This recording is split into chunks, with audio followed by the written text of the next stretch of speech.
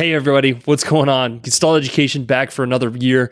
We're going to start this year off right with letting you save some money. So two of our favorite people are the Core 360 belt and Human Locomotion, which is Dr. Thomas Schaud. So don't forget, if you use the code Gestalt for the Core 360 belt, you get $5 off all belts except for the Ohm Track sensors. So Brett, what are some of the Schaud's favorite, some of your favorite Schaud gadgets? Well, I mean, he's got a trunk full of gadgets, but I think my favorite one definitely would be we use the Toe Pro quite a bit. The Toe Pro, and then I think the Varus and Valgus Post have really given people like a nice option if they're not want to take that leap into like a customized orthotic to kind of a good option for the patient, but also to let them kind of like, bring the power back to the clinician to kind of decide where to post it. And so I think those are the two probably ones of Tom's stuff that I love. And of course, I can't get enough of his Human Locomotion. I mean, the book is still to this day pure insanity. So beautiful. Yeah. Don't forget to use the code Gestalt on both those, the Core 360 belt and then also Human Locomotion. Links are in all of our podcasts. And we hope you guys like today's episode.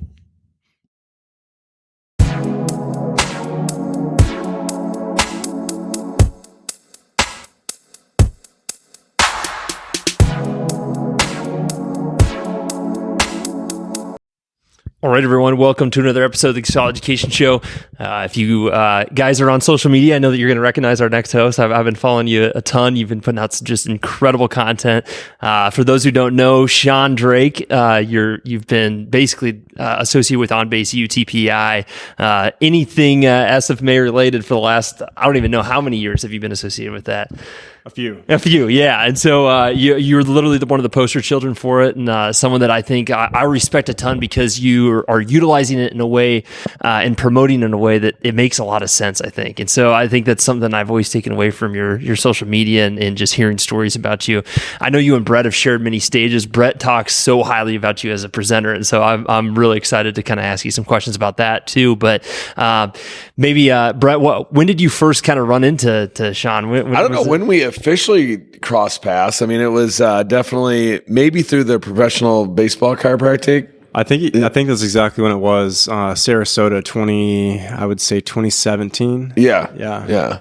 So, I definitely had heard of Sean, so it was good at that point to kind of touch base. And what got you involved with Greg? So I know Greg's been an ally, a mentor, whatever, a colleague, whatever you want to call it. So, what was it that with Greg that you had, originally were attracted to him, and what was what's the current relationship? What are you guys doing right now? Yeah, I mean, if anybody doesn't know Greg Rose, I think that you're living in a very dark hole, right? Yeah. They do. But the thing that really caught my eye with Dr. Rose originally was after I started the Sports Performance Institute at Life West, I kind of wanted to change the culture on the chiropractic campus. And I said, look, we've got to bring in some education that's not traditional. Just let's go ahead and adjust, but let's look at a functional side of the human body. And working with the rugby team and working with a bunch of different athletes in the Bay, I really started looking at the SFMA. And I had taken the functional movement screen. I had looked at TPI. And he's always talking about, hey, if you're a practitioner, take SFMA. And I'm like, okay, it's just another course. It's just another course, right? And so I called down to, functional movement systems. And I'm like, hey, is there any way that I can speak with Dr. Rose? And Michelle Odester actually picked the phone and she's like, sure, I'll find a way to make it happen. Greg's really good about this. He's just unbelievable how he manages his time. So next thing I know, I've got a phone call with Greg the next day. He's like, well, I'm actually going to be in Chicago this weekend. I'm doing a course there for one of the colleges. I'm like, ironically, I'm going to be in Chicago this weekend. Can I come meet you? So literally, like, I show up, it's Jimmy Ewan, Michelle Desser, Anthony Batiste. It's like the whole SFMA crew because they're basically like teaching, right? So I pull up to this pizza place, we start meeting, and we're out in the parking lot, and he's like, well, what do you want to do? And I said, the biggest thing that I would love to see out of every sports practice or practitioner is to get away from the medical side, get away from the pain side. Now, I know that's something that we're good at, but to understand the athlete, understand sports specificity. And he's like, tell me more. And I was like, well, I'm working with rugby right now. I've got track and field. I've got all these different athletes. I'd like to make assessments for that. And he came back to me and said, what other sports would you want to work with? And I started bringing up baseball and softball and tennis. And this is back in 2015. And he's like, what if I told you I'm in the process of doing that? Would you be willing to move down to San Diego and help me create this? And you were still a student at this time? No. I had started the institute up at Life West, and gotcha.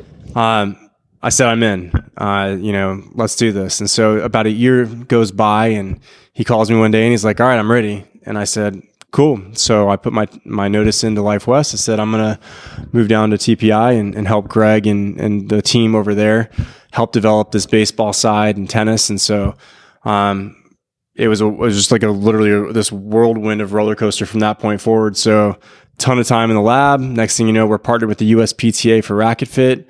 On base U kind of takes off, and then where we went.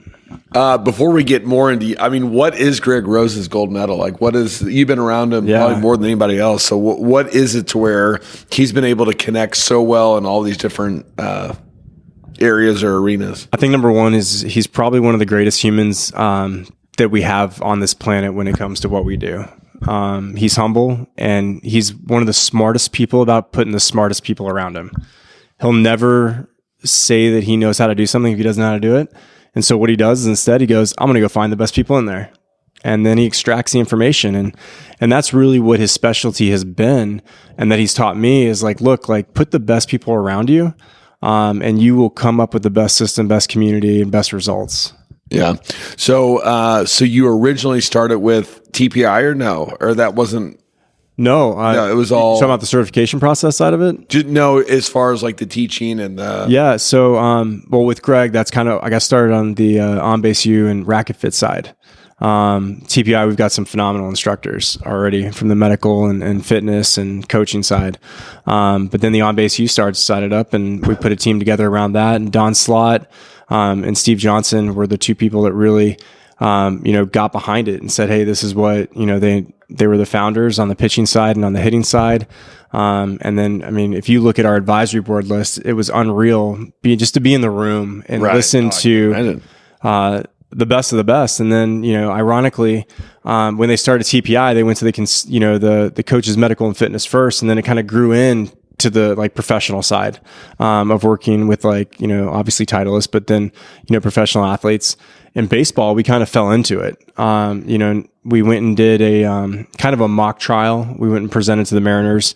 Andy from the Mariners brought us up, and we went through all their players. And then next thing I know, we're teaching the Dodgers. Next thing you know, we're over at Cleveland. And so it was a trickle down effect from there. Instead of going, usually from the medical fitness coaching side, we got a chance to present to a ton of different professional teams. And then we had our seminar.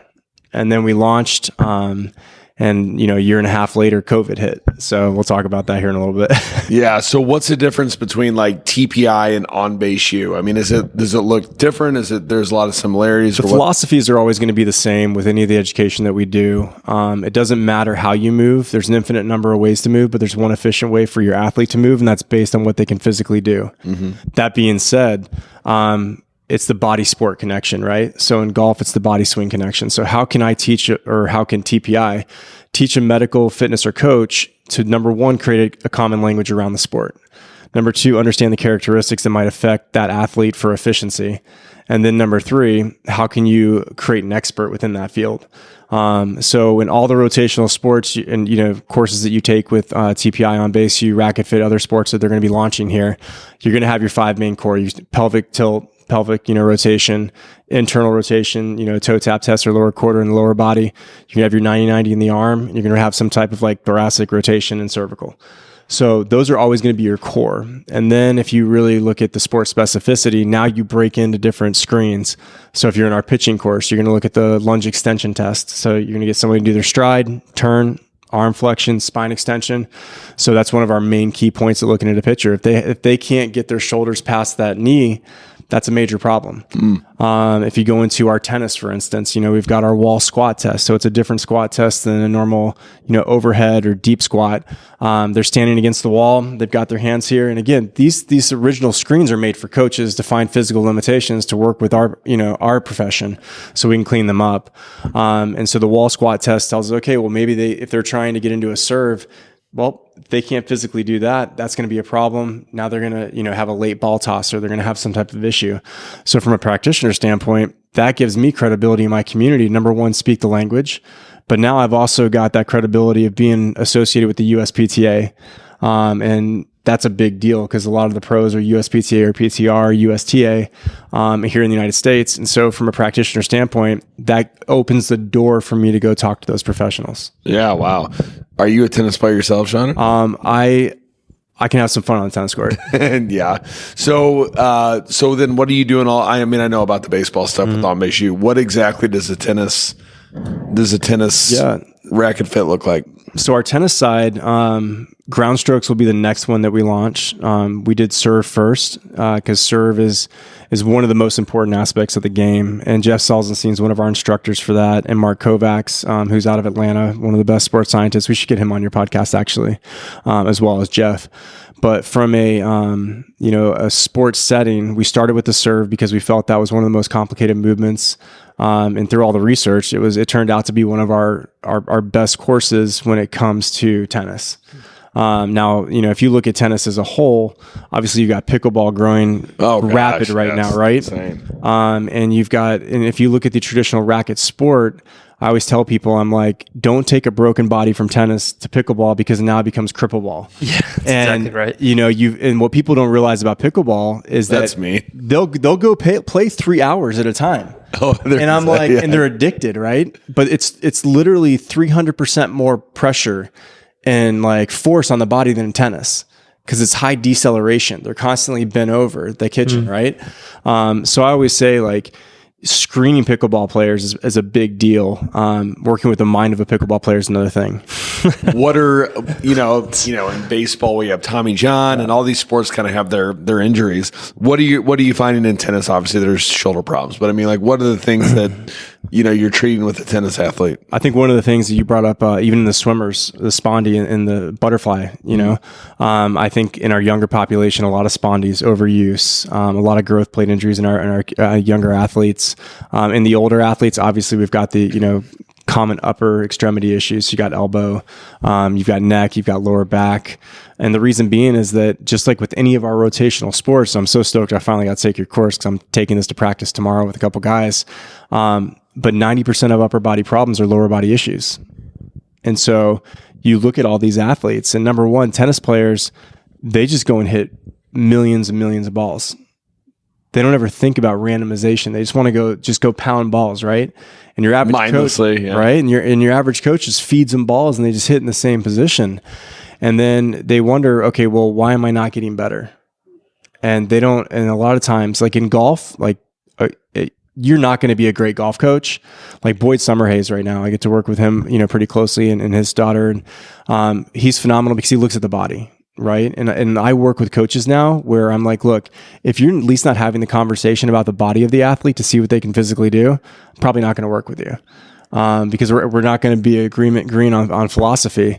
So I think when it comes down to it is just getting the coaches to have to think differently because at the end of the day, that's what changes the performance on the court. Right. And I know you work with a lot of professional high-level athletes. If you were looking at a pie chart, how does that break down as far as the different sports of athletes that you're working with? Yeah. So right now, I think I have the mom athlete in my clinic now. I fell back into, women, pediatric and maternity because Orange Theory injuries. Well, no, actually it's the opposite. For me, it was kind of unique because I didn't plan to open up a clinic again. That was not the goal, right? COVID hit. I moved here to Scottsdale to learn how to skydive and met a girl, fell in love, and she wasn't moving to Florida, wasn't moving to San Diego. And so Greg kind of just kicked me in the butt and he's like, dude, you need to open a clinic. So we opened this clinic here in Scottsdale. Well, we opened up in October of COVID. Huh. So it was crazy. Like we had a table, everyone's with masks, and it was like a prohibition clinic because guys weren't supposed to be seen outside of the facilities. And a lot of pro athletes were like, we weren't going anywhere. And I'm like, well, my door's open. It's a don't ask, don't tell, don't kind of say anything. But if you've got a guy, speakeasy, yeah, right? No, it really was. It was a prohibition. It was like knock 3 times, say the password. So if you had to look at my clinic in our system right now, I'd probably say 50% is baseball. I'd probably say 20% is probably golf. A good 20% is pregnant moms, and because a lot of my guys ended up getting their wives pregnant during that time. So they're like, hey, would you mind seeing my wife? Yeah. And I'm like, Actually, I had a pediatric clinic back when I was, first starting. So yeah. And now all of a sudden they told all their friends. So we've got, I call it like, you're growing a kettlebell, you're birthing a kettlebell, and then you're having to like carry a kettlebell, right?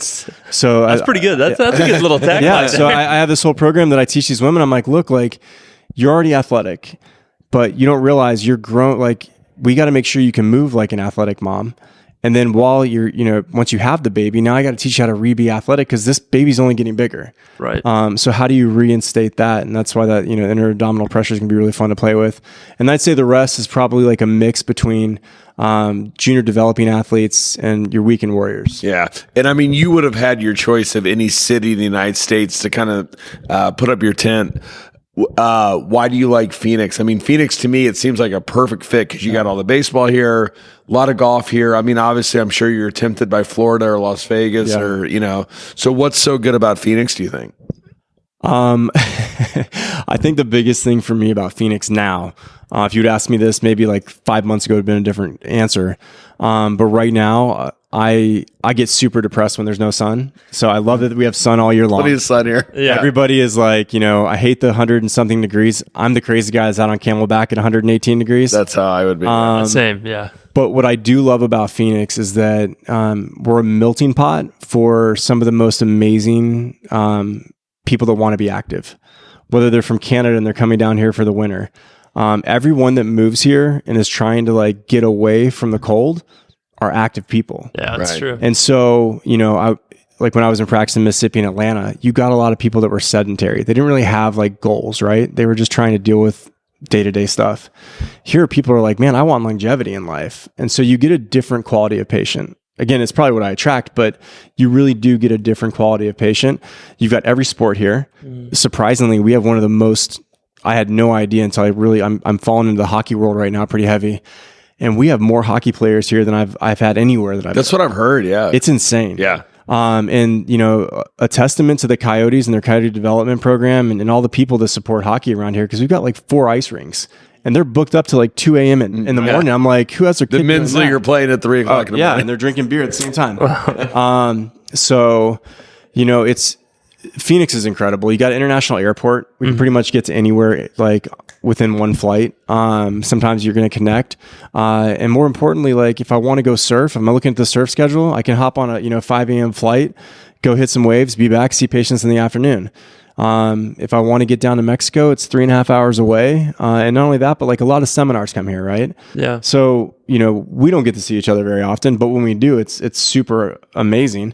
So I get to see my best friends. Like we're all on the circuit. So when they're in town, you catch up for coffee, you hang out, you get to see, their families.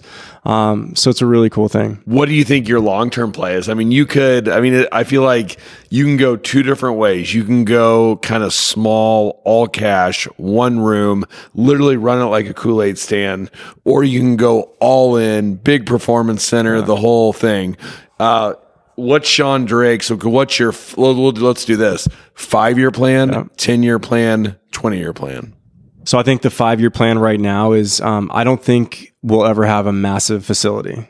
I think overhead kind of takes you away from your purpose sometimes and it distracts you. There's plenty of people in this area that I collaborate with that have amazing facilities. And if I want to send for S&C, we're going to do that. I do think that, we'll continue to be the best when it comes to looking at efficiency and being a lab that people send us to assess their athletes. Obviously, we're going to grow into a bigger space. I think that we're going to be a company based on so we have the athlete chiropractic side that I started, and then we have Athlete Empowered that's launching this year. And what Athlete Empowered is more of a growth program and events where we are going to help athletes get assessed, screened, and programming. So, I'll be talking to you about that and other people. But we've worked with, X10, which is a developmental program, a financial program that supports athletes getting drafted to help take their stress away. So they fund them. And then, as they sign, they get money back. Working with a bunch of the different agents and agencies, we're a trusted source to give them our real opinion. So let's say a guy has an issue. We fly them in, we get a second opinion. We've got our docs that we trust. We get them over to them.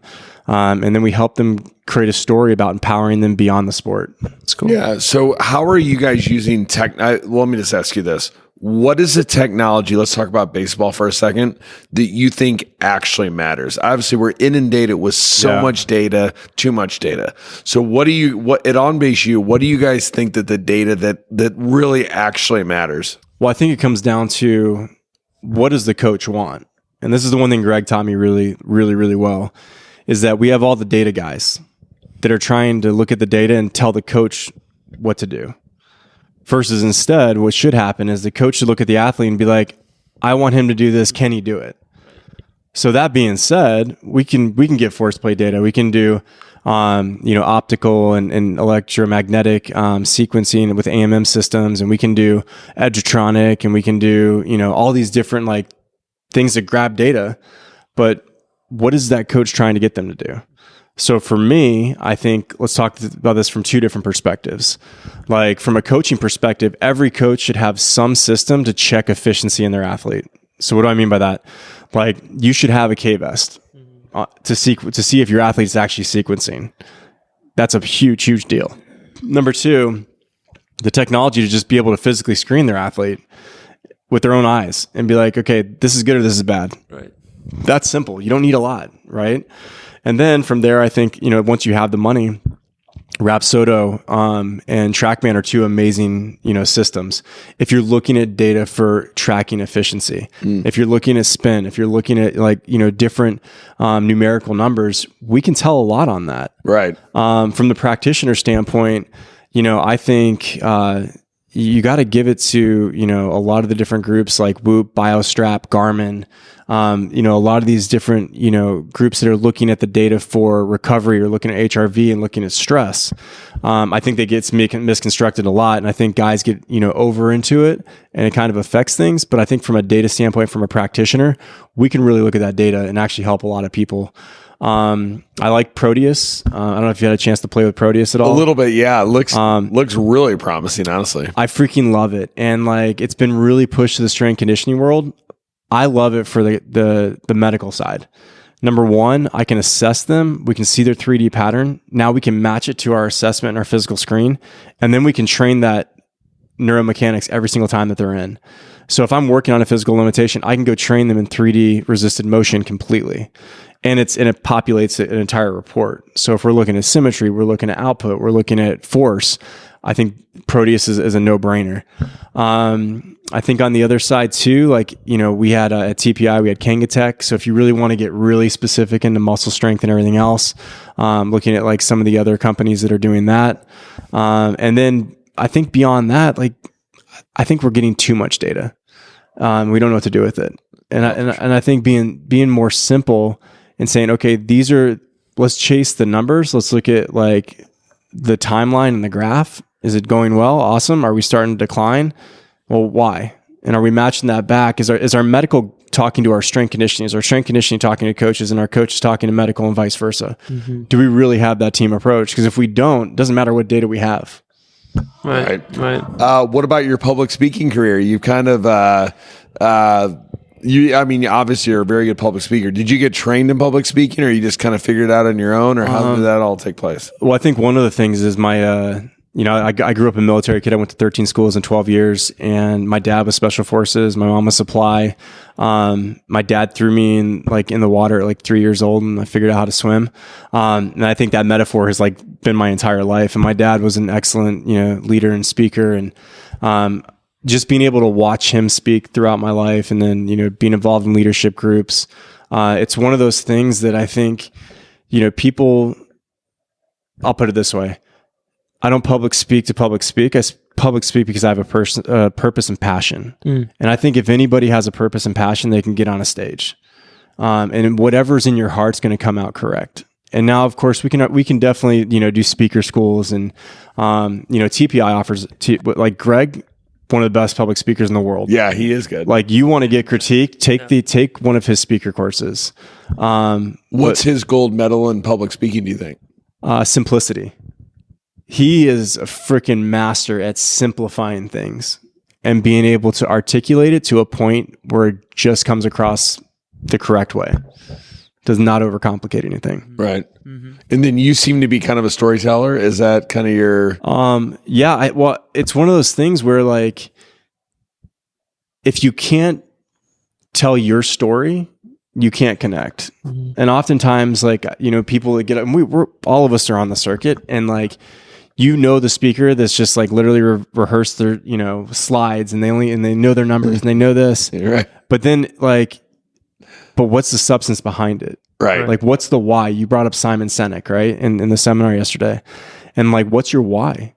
And at the end of the day, if you follow my life, like, I work hard, but I play harder. Like, same.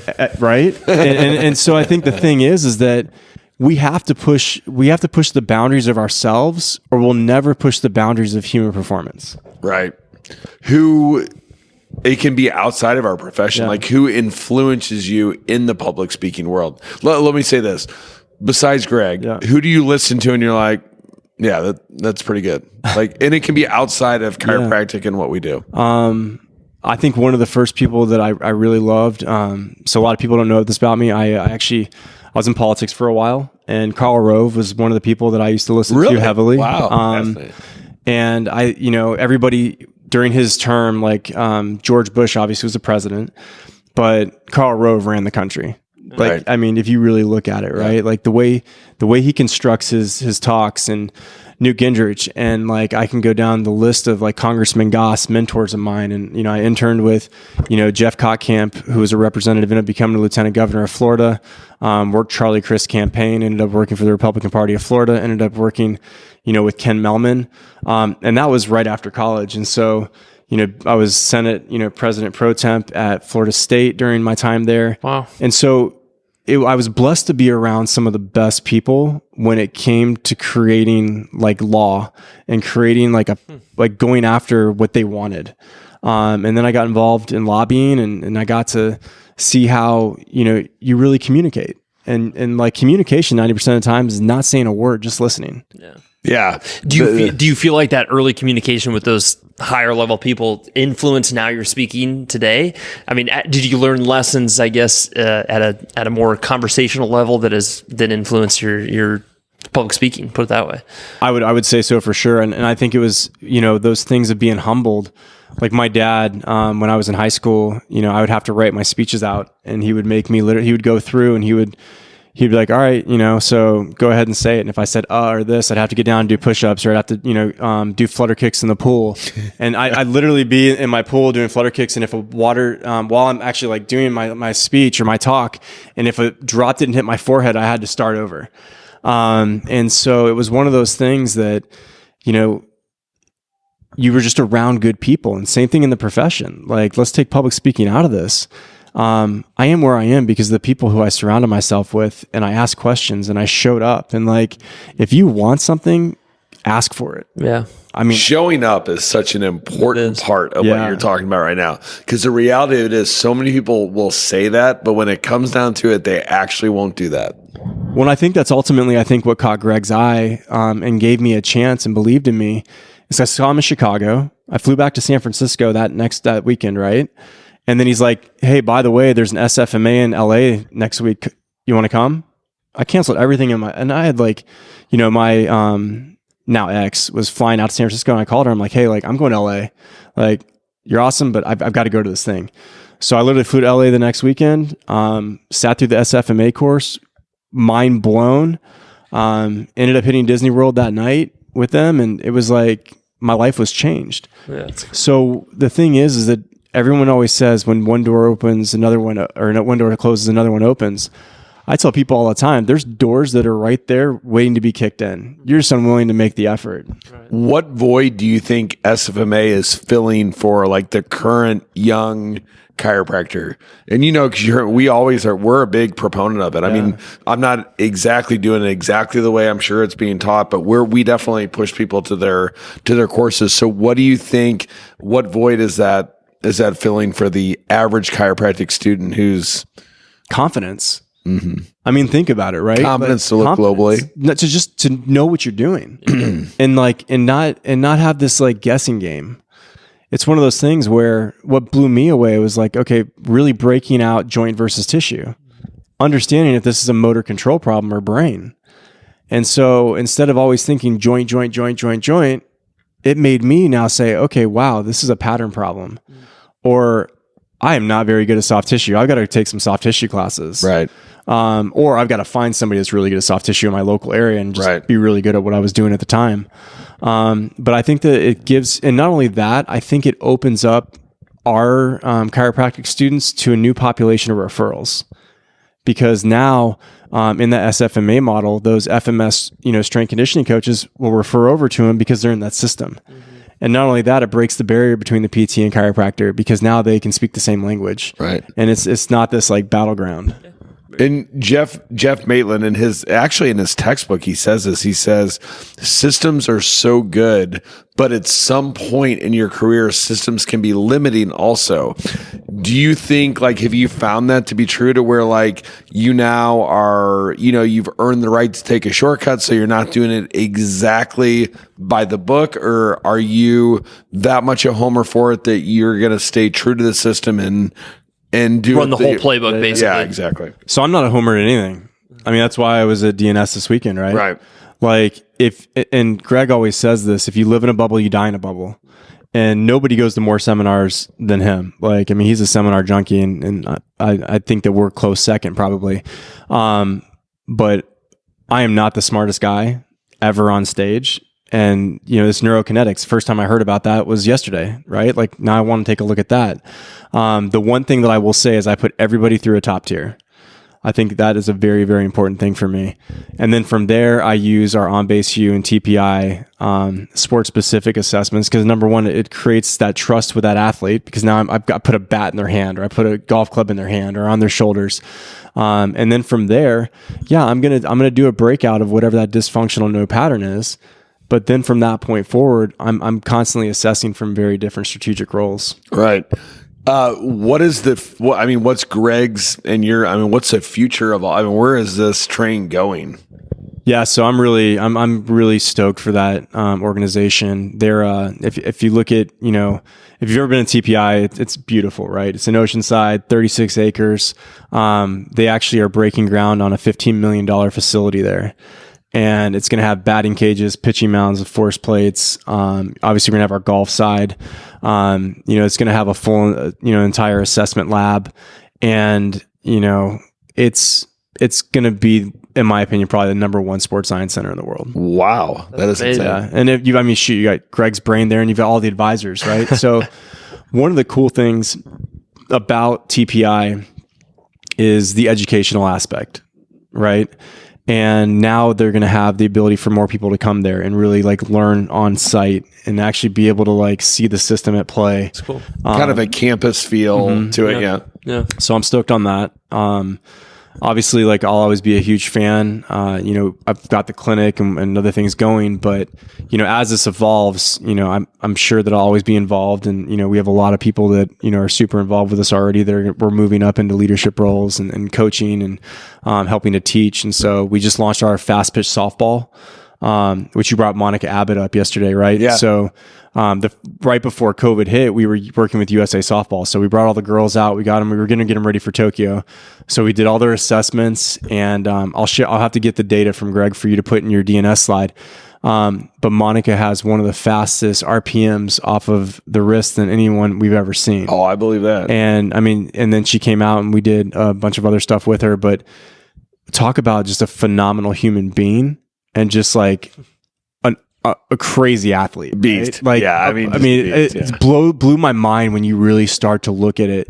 And then obviously COVID hit, so what's funny is during COVID, I go do 2 or 3 skydives. I'd come down and the drop zone had really crappy Wi-Fi, but I'd get on and I'd be on with USA and Ken and everybody. And we're going through the data with the girls, and I'd be they're your hair's all messed up. I'm yeah, I just jumped out of an airplane.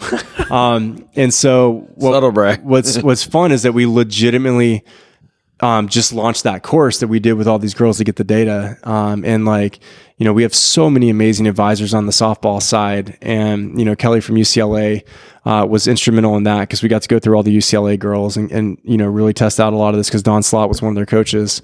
It's just, what's the most amazing thing to me is that when you're in education, it's not about you. It's about changing communities. And if you can get somebody to change their mindset and take one thing back to their practice that changes one person's life, that's why I do it.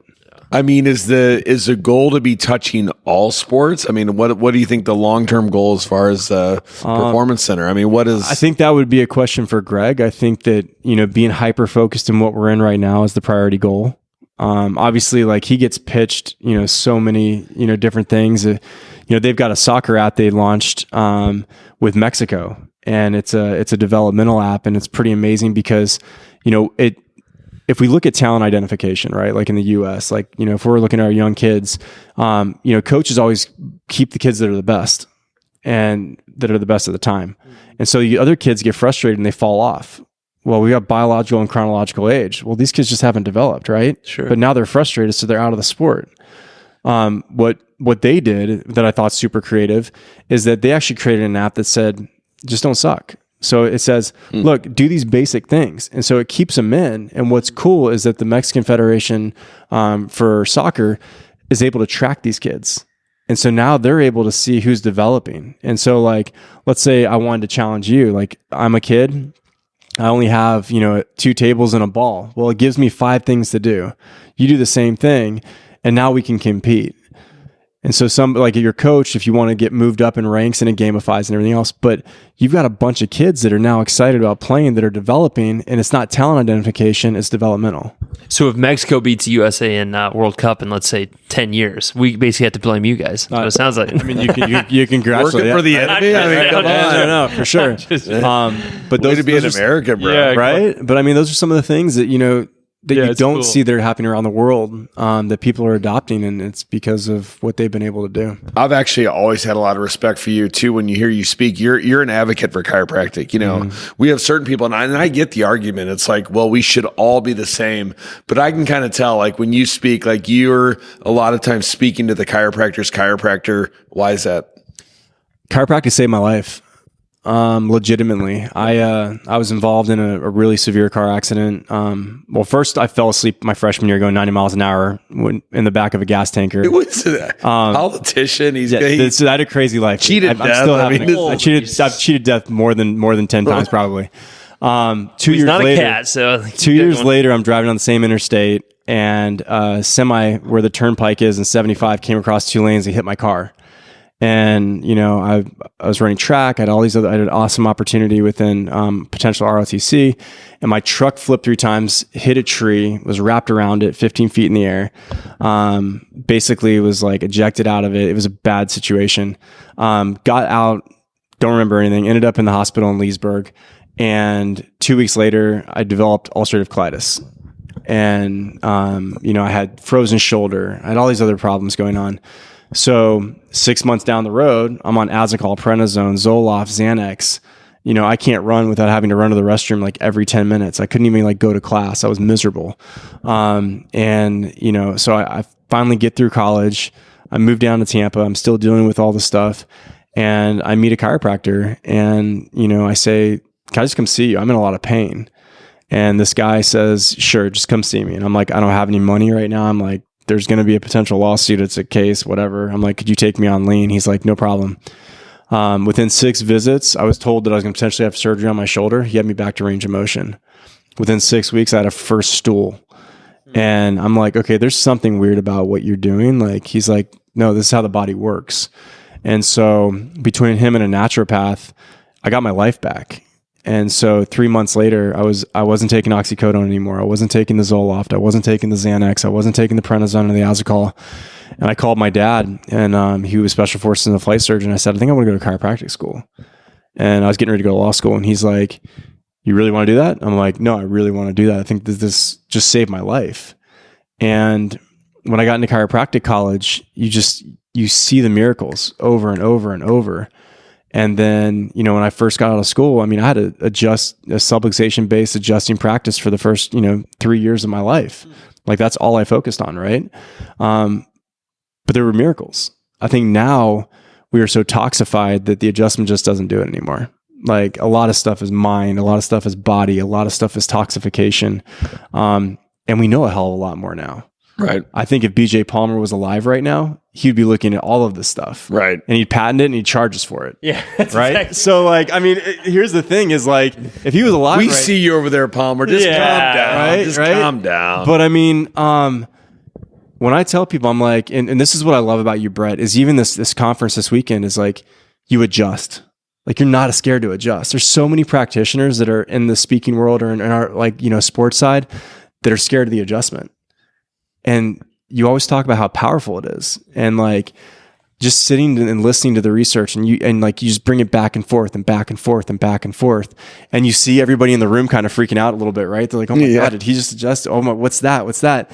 And especially the PTs, the ATCs. right? Yeah. And it's like, they're like, I know how to mob. I'm like, there's a difference between mobilization and adjustment. You can hear it. Yeah. Well, you can hear it, but then you can see the performance. Yeah, exactly. Right. You can see the change. And so I'm a huge proponent of chiropractic. Like I said, it saved my life and it does work. Right. You just have to have a smart practitioner that knows how to assess what they're looking at. So what do you think contemporary chiropractic looks like? I mean, what do you, where's the profession, where's it going or where does it need to go might be a better way to say it. I think we've got to lose our ego in a lot of ways. And I think that if you're going to be a traditional adjuster, that's great. Mm-hmm. Build a team around you. Right. You know what I mean? Like, the best subluxation based chiropractors that I know around the country that are, you know, they have high volume, like seeing 1,000 people a week. They have the best people in massage therapy and PT that they collaborate with. Mm-hmm. Like, they're not just staying to themselves anymore. Like, you know what I mean? Or they've got functional rehab inside their office. So it's, to me, it's not really about where the profession's going. I think what we need to do is, it's just like within the TPI model, is we've got to have a team approach. We've got to work well in the sandbox. We've got to be able to play, and we've got to be able to be humble and say, look, like, this is, I was out of practice for 5.5, 6 years. Being back in practice, I've referred out more now than I ever have before because I catch things quicker. And I'm like, okay, you're going here, you're going there, you're going here, you're going there. And what it's done is it's actually blown up my practice because people are like, dude, even if you only see him one time, he'll figure out what's going on. Wow. Well, I think that's kind of something that we preach a lot too, is being the traffic controller, if you will. That's the chiropractor is the perfect place to do that. Great gatekeeper. Great for triage. Doesn't matter if we're in professional sports. Doesn't matter if we're in private practice. Doesn't matter. We have people in the VA system and hospital systems. I think that's such a good role for us because we talk about pattern recognition all the time, Brett. We talked about it this weekend of like understanding when something is musculoskeletal or performance based and understanding when something is not. And if you can get to the point where you're making those decisions, then I think you've kind of arrived. Like, you know what I mean? Like you're finally comfortable in that realm of medicine. We'll put it that way. How many skydiving jumps do you have? I've got over 100 at this point. Wow. Yeah. Would you ever do that thing where they jump out of a plane without a parachute? Here's the thing. So that means yes. That means yes. If I had the right team, I traveled with Nitro Circus for 5 years, and I got to be around Pastrana and like a lot of our guys, and to me, being in action sports as long as I have, and I still am because it's a super passion of mine. Yeah. Sean Schuma, he's one of the best base jumpers in the world. He's up in Twin Falls. I'll be doing my base course this year, but if I had the right people and the right technology and the right everything, I would say yes. Right. Because I would trust the system, right? Well, let's dive into that then, all right? So you've been around these incredible athletes that are doing these insane things, or insane from the outside looking in. How do they reconcile with the thoughts of maybe something bad going wrong? How do they get themselves ready to do those types of things? How do you... I guess the reason I'm asking is, we're not necessarily in those situations, but we somewhat are in stressful situations. You're dealing with someone a high professional athlete that needs to get back in the field. That, what lessons did you learn from those extreme sports? I think number one, it comes back to community. Like we just lost one of our, really good guys, unfortunately, this last week to a snowmobile accident. We lost one of the best wingsuit and base jumpers in the world 2 days ago. And it's not to say that these sports, this happens a lot, but these are accidents, right? Yeah. And, when you're in those sports, whether it's big wave surfing or it's, race car driving or it's, mega ramp skateboarding, whatever it is, they're being called to do that for a purpose. People are like, they're crazy. I said, no, they're not. They're the 1%. Like anyone who can't do what somebody else is doing thinks that they're crazy. People think we're crazy. Right. Like that, you know what I mean? Like they were on the road, they were traveling. Yeah, like, yeah. You know what I mean? So I think the thing is like, you know, I'll take one of the guys, Tui, from down in Australia. You know, Jay, I was in LA and San Diego, and I get a phone call, and he's like, "Hey, we had a really bad accident in the Wyoming Nitro Circus show. Can you fly up here and like be with him and kind of figure out what's going on?" And the resilience that these guys have, like, you know, we see some of our athletes in baseball and golf and everything else, and these accidents break them every time, and it's weird. And my action sport athletes, when a bad thing happens, it makes them stronger. Like Jay literally broke both wrists. Like I'm sitting here in the hospital with him and talking to him, and he's like already figuring out when he gets back to Australia, okay, what do I need to do strength training with 2 broken wrists so I can be back on the bike for X Games coming up next year. Like you know, I can go down the list. Harry Bink, you know, had a really, you know, Nitro Circus World Games, you know, 4 years ago, maybe, had a really bad accident, you know, hurt his femur. He's like, I'm going for it. And I'm like, go. He went and sent it. He won. Sean White, you know, right before the Olympics, he was down in New Zealand, had a really bad head injury, comes back. I'm with him in Dew Tour, and I have to clear everybody for head injury and concussion at that point because I was the medical director. And I'm sitting here with Sean, and I'm talking with him back and forth, and he's like, I've got his team and medical, and like we're all talking, and we're like, you're good to go. Doesn't perform well. Next week at Copper, Aspen, like goes and has a perfect score. And so it's what's amazing about action sport athletes, and the reason I still love working with them, is that their why is bigger than anybody else because they're just pushing themselves to the limit. They're really not competing with anybody else. Right. They're like, how much bigger can I send it? And what can I do that hasn't been a world record yet or that hasn't been done? Look at our Willie. I mean, our Willie, like this kid, like when I was on tour with him, when he was coming up, he was a scooter kid. Right? Like everybody made fun of scooter kids. Like when action sports, you know, started getting it in there, right? He is like the Neo in the Matrix for like action sports. This kid now he's a man, but like literally went from scooter to taking on BMX to winning BMX X Games to like, he can send anything. And so I guess he's like the Ted Williams of of extreme sports. But when it comes down to it, from a practitioner standpoint, is you got to think differently when you treat them. Because now you're thinking about previous injury. You're thinking about previous surgery. You're thinking about scar tissue. You're thinking about trauma response, both emotionally and physically. How can you work within those? So, yeah. I mean, we've been lucky enough. We've been around. We listened to Sean White not too long ago. Michael Gervais, who has worked with a bunch of the Red Bull athletes. And then my favorite story, and I try to put in all my presentations, is free solo. Alex Honnold. So the guy that he literally climbs mountains with no ropes. And so I just think like it's such an interesting headspace and such an interesting stress response of the brain to be able to overcome those situations. And like you're talking about with your athletes, I just think it's such a good learning lesson for us is that our little stresses in our day probably don't matter that much, you know, like it's understanding how to complement those and how to deal with them. What I love about Michael Gervais' message though, who's the guy's name who did the stratosphere jump bomb? Felix Baumgartner. Yeah. So he was saying that he's like he was claustrophobic, and you know he was working with him through all these like really difficult things. But what Michael Gervais said, I thought this was so awesome. He goes, you and I, we're also pushing limits throughout our day. It's a little bit different. Like it's not life or death, but you know, throughout our day, we're pushing all kinds of limits. I mean, especially a lot of times for, you know, the present day chiropractor, you're kind of the low man on the totem pole. So you're being forced to push the limits of what's possible for somebody who's in a chiropractic role, which is really kind of a fun position because you kind of walk around with a chip on your shoulder a little bit because you're used to kind of being the low man on the totem pole. So although you're jumping out of planes, we're not jumping out of planes, but you can kind of find ways in your life to kind of push limits that, you know, to kind of still get the athlete back that say that they can't be, or, you know, do things like that. So that's really our clinic. Like a lot of people are like, you're not a chiropractic clinic. And that's why I created Athlete Empowered. We use a Morosco Forge cold plunge in our clinic, and I keep it at 32.9. So you go in most, cold plungers, they're at 38, 37, 39, up to 45. A lot of the facilities have them at 45. I specifically keep ours at 32.9 for trauma and nervous system regulation. So a lot of people will want to do Wim Hof, and they'll get really, really, really, really hard and fast. But actually, Adrian from Morosco Forge has created a method called the Morosco method, and it teaches you how to calm your system down.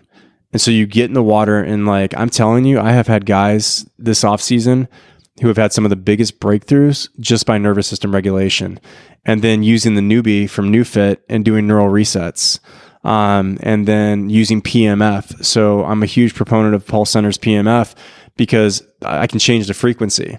And so now I can start, let's say I've got a guy in a major stress response. I can actually turn it to a grounding setting, have him visualize and start breathing prior to any adjustment, and tone and trigger points and tension goes down. Because I'm using energy with his body at the time. So I think modalities are a really important thing to walk towards if you know how to use them, because it just benefits everything that we do with the adjustment that much more. Right. I hear Rogan talk about all the time of like the reason that these high level athletes are putting themselves through these crazy things is because if they can get through that in training, like you're talking about through cold plunge, you can get through anything in your day, or you can, as adversity comes up. So continuing to put yourself in situations that are maybe a little bit resilient, you are going to have a reputation. I have a feeling the next couple of years for being resilient and those types of things. And so how do you daily work on your resiliency, and how do you daily work on that mental fortitude and things like that in your own world, especially in our world? Yeah, I think the biggest thing is understanding your why. I mean, it goes back to what you said with Simon Sinek. I'm a huge fan of that. Keeping God first, staying humble, and having the right people around you. Like, they hold me accountable. Like, my team knows what our goals are. My team knows what my personal goals are, and they know my skeletons in my closet. And I'm like, hold me the F accountable. And then the other side of it too is, a name that everybody needs to find is Brian Kane, in his leadership podcast. And he's actually lives here. He works with a lot of my players. But I'm going through something pretty dark right now in my life, and he's been able to help me snap out of it. And there's an app called Optimize. It's by Jacko and by Heroic. You guys need to check it out. You can read a book in 20 minutes. It breaks everything down. But I think when you're looking at, resiliency and neuroplasticity and response, stoicism is a really big thing that everybody's talking about right now, right? Like how to keep emotionless, like understand that when it's good, it's good. And when it's bad. You got the peaks, you got the valleys. I tend to think there's an atomic bomb going off when the smallest thing happens sometimes in my life, but then I can have the craziest situation just on the field. We've had sudden cardiac arrest in rugby in the past, and that AT that stayed calm. It's one of those things that I think the way that I was raised, now my wife, ex-wife, has said I was abused as a child. I'd like to say that I was just trained very well. My dad put me in high stress situations for a reason. I dove for golf balls. My dad had a golf ball recovery company, and my middle school and high school years, I spent diving in golf ball ponds with alligators and, crocodiles and sharks and water moccasins and, and I've been grabbed by a gator and so I think it's one of those things that, all of us have something that's happening to us in our life, whether it's in practice, out of practice. If you're having trouble in practice and you're like, man, my home life's being affected, or this is being affected, or I don't have a balanced life, get over being balanced. Because balance doesn't exist, in my opinion. I agree. What does exist, and Greg reminded me about this over the last month. He said, Sean, he goes, you were meant to do what you do. Just do it. The right person's going to come into your life. The right people are going to come into your life, and everything's going to be a blessing. And then my pastor last week, he actually said something to me that I thought was really, really profound. He said, chase God and everything else chases you. That, the darkness and Satan attacks you for your purpose. So we think all these bad things happen to us, but they're happening to us to get us off of our purpose. So next time something is happening to you in a stress response, stop for a minute, take a deep breath, and remind yourself why you're doing what you're doing. And if it's not about you and it's truly something bigger, everything's going to be a blessing. One thing in the, people who have success, they end up figuring out how to appreciate present time consciousness. Now, there is a thought with people who are kind of adrenaline junkies like yourself that you're adrenaline junkie because it forces you in that present moment. Yeah. Do you think that's why you've kind of gravitated toward kind of being an adrenaline junkie, to where, because Eckhart Tolle, he wrote The Power of Now. He always talks about like the human brain is wanting to either think about horrible things that have happened to you in the past that you can't change, or things that might happen to you in the future that aren't going to happen to you. So his big thing was to, all you have is the present moment. So do you think that you are doing all the, I mean, in my mind, like insane things, but I know they're amazing things. Does it force you into the present moment? I'll say this: scuba diving and skydiving and were the two things in my life that I don't have my cell phone when I'm doing, whether I'm teaching scuba diving or I'm jumping out of a plane, because the only thing that you have to think about is number one when you're skydiving is saving yourself. like literally, like you jump out of the plane, you got a plan, but once the skydive's done, like skydiving is a very safe sport. Now, we just had a friend that just had an accident, but like skydiving, if you really look at the statistics, is a safe sport. Sure. As long as you follow the rules. You get gear checked. Everybody gets gear checked every time before they get on the plane, right? Let's take this into correlation of your practice or your life. In the morning, do you have a checklist? It's just like a pilot. Like, okay, do I have a checklist? When I get to my clinic, do I have a checklist? Okay, I got checked. Great. Now you get in the plane. You're in the plane. Somebody usually checks you while you're in the plane. And then we always do like a high five to make sure, because you never know if it's going to be your last moment. Then you jump out and you're like, and like, I'm going to be honest, I still get scared every time that freaking door opens. And so the door opens and like you look out and you're like, okay, I'm 14,000 feet in the air. Awesome. Let's send. So we send. Now you have an awesome skydive. Well, whether you're throwing your parachute at 5,500, 5,000, 4,000, I won't go below 4,000. Other people will. I just won't. I want that extra time in case I got to cut away. So now you pitch. Well, next thing you know is you look up. You make sure it's square. Are all of your strings right? Okay, good. Everything's good. Hit your slider. Now you pull your toggles. Now you do a canopy check. You go right. You go left. You put your brakes on. Okay, everything's good. If it's good, now you go and you fly your canopy and you land.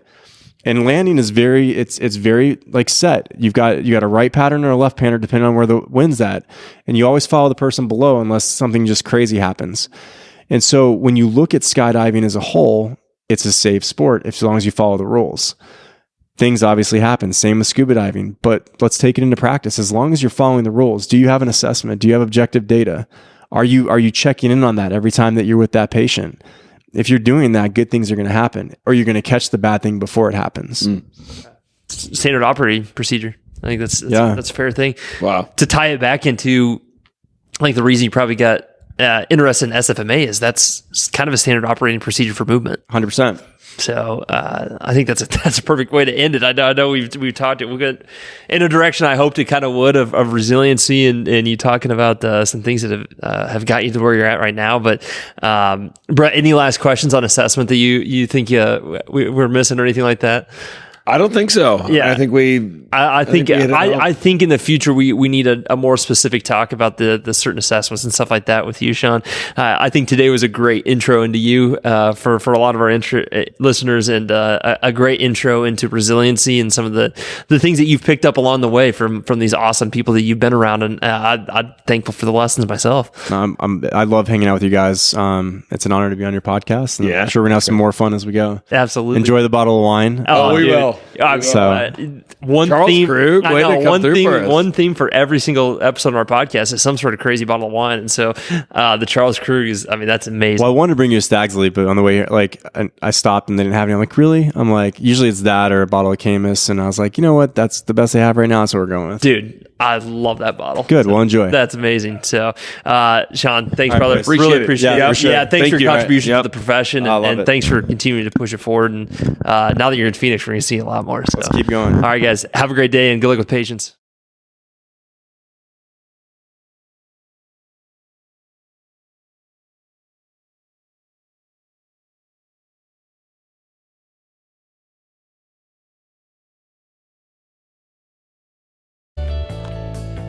I hope you enjoyed this episode of the Gestalt Education Show. If you liked it, share it, subscribe to it, send it to your friends, send it to someone that needs to hear this message. We really want everyone to be able to tune in and get the best clinical advice that they can, which we're hoping that we're giving to you with these special guests. So if you have any questions, please feel free to reach out to us, or if you have any suggestions on upcoming conversations, let us know. For a list of our upcoming courses, we're adding them all the dang time. So go to gestaltedu.com, click on courses, and they'll all be right there for you. All right, have a good day.